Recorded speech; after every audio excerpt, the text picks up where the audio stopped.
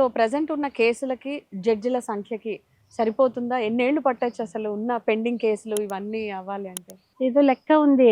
13 మంది జడ్జీలు 10,00,000 మంది పీపుల్‌కి 13 మంది జడ్జీలు అలా హ్మ్. ఉండాలి. హ్మ్.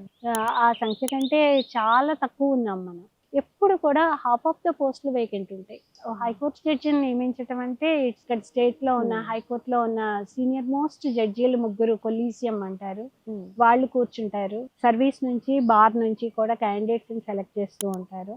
మెరిట్‌ని అన్నిటిని దృష్టిలో పెట్టుకొని వాళ్ళు కొన్ని నేమ్స్ రికమెండ్ చేస్తారు. అవి గవర్నమెంట్‌లో కూడా ప్రాసెస్ జరుగుతూ ఉంటాయి. లా డిపార్ట్‌మెంట్‌కెళ్తాయి. హ్మ్. వాళ్ళు కూడా ఎంక్వైరీ చేయిస్తారు.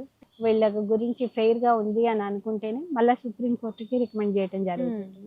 ఇక్కడి నుంచి సీఎము, గవర్నరు వీళ్ళ ద్వారా యూనియన్ యూనియన్ లా మినిస్ట్రీకి వెళ్తాయి. ఆ లా మినిస్ట్రీలో కూడా స్క్రూటినీలు అయి జరిగిన తర్వాత సుప్రీం కోర్ట్ కొలీజియంకెళ్తాయి.